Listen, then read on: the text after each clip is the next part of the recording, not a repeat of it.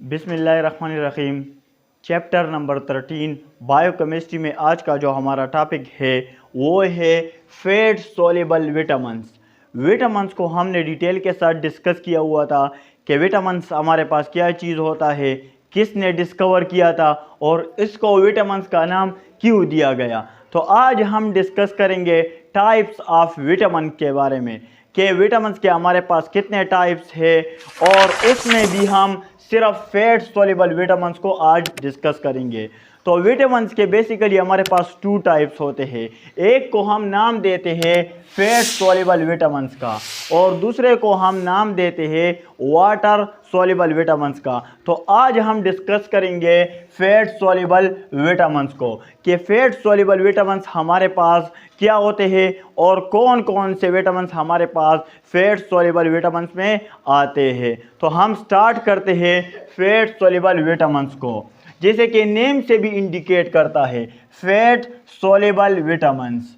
Vitamins को हमने discuss किया हुआ था कि विटामिन्स हमारे पास क्या चीज़ होता है और फैट्स तो ऐसे विटामिन्स जो हमारे पास फैट्स में सॉल्युबल हो सकते हैं, हल हो सकते हैं, तो उन विटामिन्स को हम नाम देते हैं फैट सोल्युबल विटामिन्स का। अच्छा, अब ये फैट सोल्युबल विटामिन हमारे पास कौन कौन से होते हैं? तो vitamin A, vitamin D, vitamin E और विटामिन के, ये हमारे पास फैट सोल्युबल विटामिन के कैटेगरी में आते हैं। अब अगर हमारे पास ये fat soluble vitamin normal quantity से ज़्यादा होते हैं तो फिर भी ये हमारे पास नुकसानदेह होता है, और अगर नॉर्मल क्वांटिटी से कम होते हैं तो फिर भी ये हमारे पास नुकसानदेह होते हैं। अब अगर ये विटामिन हमारे पास नॉर्मल क्वांटिटी से ज़्यादा हो जाते हैं तो ये हमारे लिवर में और फैट टिश्यू के अंदर डिपॉजिट हो जाते हैं और हमें क्या होता है, हमें बोन पेन क्रिएट हो जाता है। बोन पेन का मतलब क्या होता है? मीन्स के हड्डियों में सख्त दर्द होता है। तो अगर ये विटामिन हमारे पास ज़्यादा हो जाता है तो हमारे पास बोन पेन क्रिएट हो जाता है, मसल वीकनेस क्रिएट हो जाती है। अब हम आते हैं विटामिन ए की तरफ। ये विटामिन ए भी हमारे पास इंतहाई नेसेसरी होता है, इंतहाई ज़रूरी होता है कि हम सेहतमंद रहे। अब विटामिन ए के हमारे पास सोर्सेज क्या होते हैं? तो विटामिन ए के हमारे पास कुछ सोर्सेज यहाँ पर मैंने लिखे हैं कि डेयरी प्रोडक्ट्स का मतलब हमारे पास ये होता है कि वो चीज़ें जो हमारे पास दूध से बनी होती है तो उसको हम नाम देते हैं डेयरी प्रोडक्ट्स। तो ये भी हमारे पास विटामिन ए का एक सोर्स है। इसी तरह हमारे पास एग्स है, फिश है, मीट है, लीफी ग्रीन्स वेजिटेबल, ये नहीं जो हमारे पास पत्तों वाली सब्जियां होती है तो वो भी हमारे पास विटामिन ए के सोर्सेज में इंक्लूड है। इसके बाद हमारे पास यूजेस में आता है कि to maintain the health of epithelium and the retina dark. अब इस बात का मतलब क्या होता है कि हमारे पास एपिथेलियम का मतलब क्या होता है कि हमारे पास ये वो सेल होता है जो लाइन करता है बॉडी के इंटीरियर और एक्सटीरियर सरफेस को। ये क्या करते हैं? लाइन करते हैं बॉडी के इंटीरियर और एक्सटीरियर सरफेस को, एपिथेलियम सेल। और रेटिना डार्क का मतलब क्या होता है? रेटिना ये क्या चीज़ है? ये हमारे पास आई में मौजूद होता है और इसकी मेंटेनेंस करता है। ये कौन करता है? Vitamin A. तो अगर विटामिन ए की नॉर्मल क्वांटिटी हमारे पास डिस्टर्ब होती है तो जाहिर सी बात है कि हमारे पास रेटिना भी डिस्टर्ब होगा, और जब रेटिना डिस्टर्ब होता है तो हमारे पास विजन प्रॉब्लम फिर क्रिएट हो जाती है। नेक्स्ट हमारे पास है डिफिशियंसी सेप्टेंस।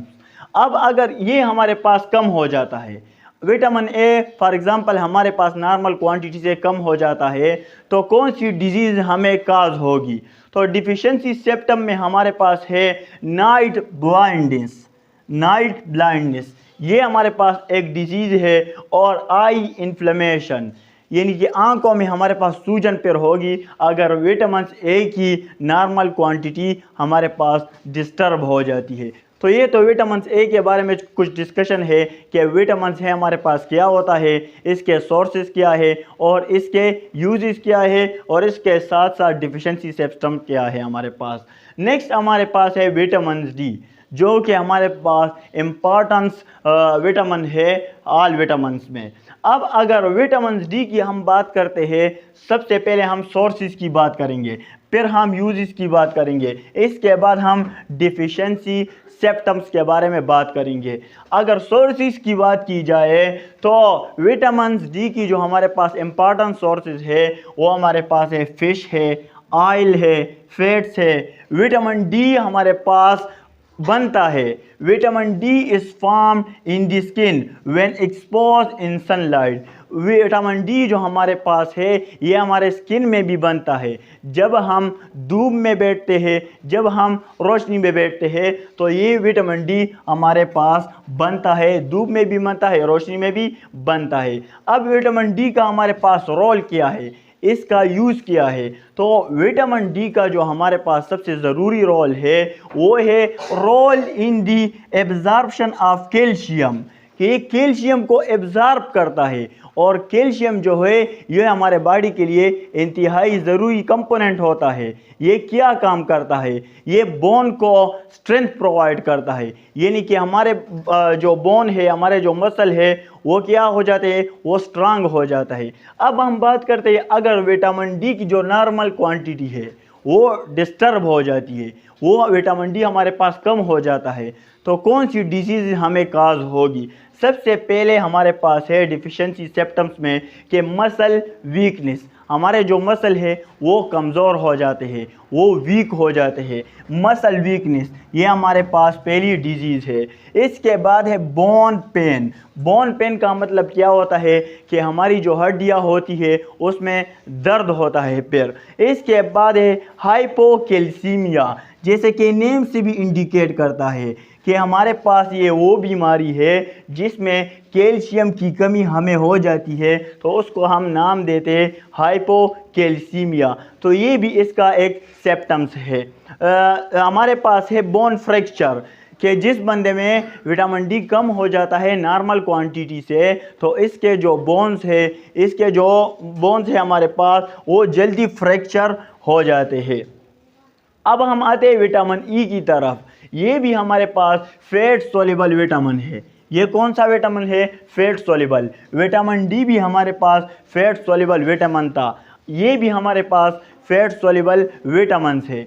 अब हम सोर्सेज की बात करेंगे, विटामिन ई के हमारे पास सोर्सेज क्या है?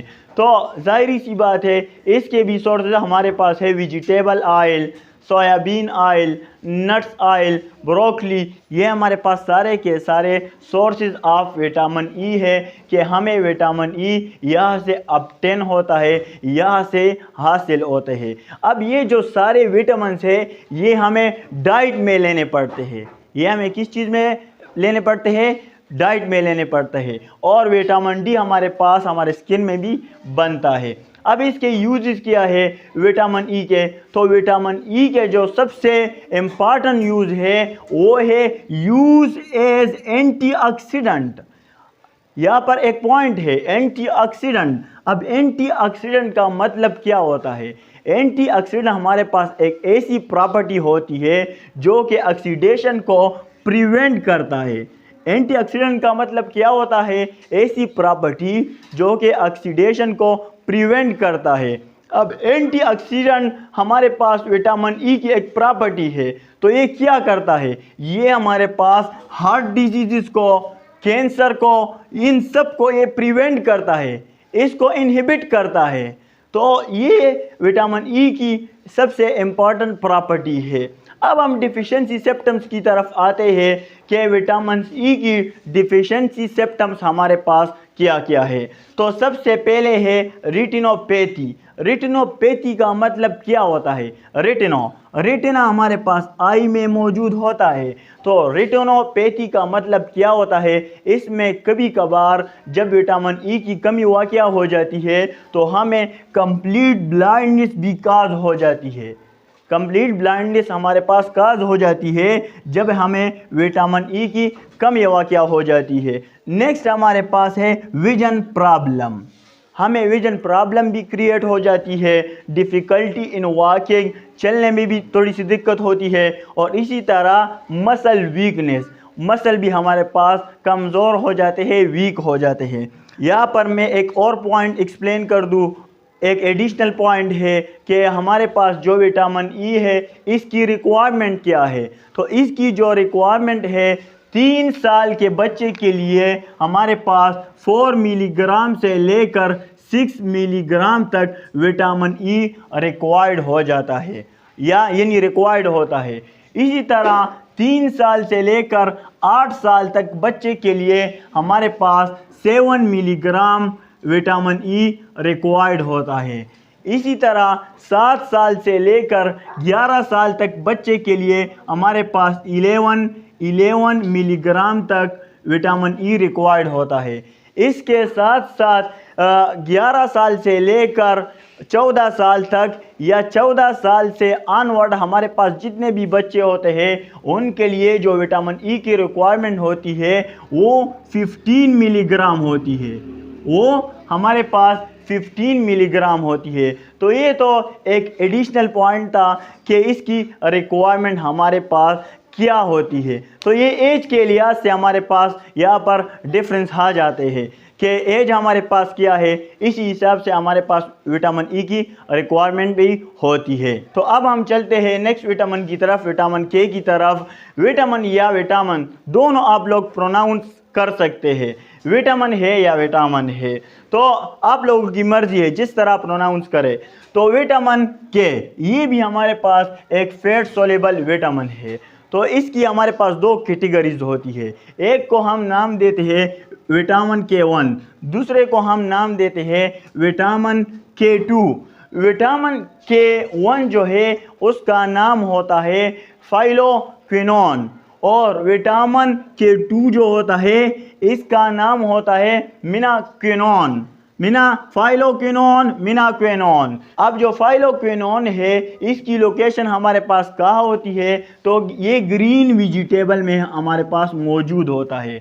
और जो मीनाक्विनोन है ये इंटेस्टाइनल ट्रैक्ट में हमारे पास प्रोड्यूस होता है, वहाँ पर मौजूद होता है। अब विटामिन के हमारे पास सोर्सेज क्या है, तो इसके जो सोर्सेज है वो हमारे पास वेजिटेबल्स है। लेकिन कौन से वेजिटेबल है? लीफी ग्रीन वेजिटेबल, यानी कि जो हमारे पास पत्तों वाली सब्जियां होती है उसमें विटामिन के की मिकदार हमारे पास बहुत ज़्यादा होती है।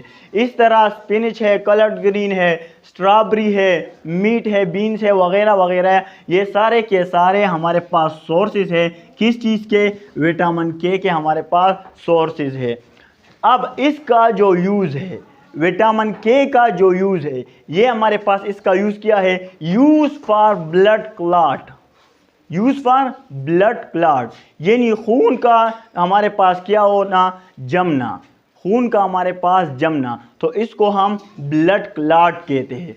तो ये इसका एक बहुत ही ज़रूरी और बहुत ही इम्पॉर्टेंट यूज़ है। किसका? विटामिन के का। अब अगर एक बंदे में हमारे पास विटामिन के की नॉर्मल क्वांटिटी से कम युवा क्या हो जाती है, विटामिन के हमारे पास कम होता है या नहीं होता, तो इसके डिफिशिएंसी सिम्टम हमारे पास क्या होगा? अब अगर फॉर एग्ज़ाम्पल हमारे पास एक बंदा है और उससे खून बहना लगता है, तो क्या होगा हमारे पास कि एक्सेसिव ब्लीडिंग होगी। एक्सेसिव ब्लीडिंग, और एक्सेसिव ब्लीडिंग के रिज़ल्ट में हमारे पास कभी कभार डेथ भी वाक़या हो जाता है। तो विटामिन के क्या करता है कि ये ब्लड को क्लॉट करता है, खून को जमाना, इसका एक काम है विटामिन के का। तो ये हमारे पास सारी की सारी डिस्कशन है किस चीज़ के बारे में? विटामिन्स के बारे में, और विटामिन्स में भी फैट सोल्यूबल विटामिन्स के बारे में। नेक्स्ट हम डिस्कस करेंगे वाटर सोल्यूबल विटामिन्स को। Okay, thanks.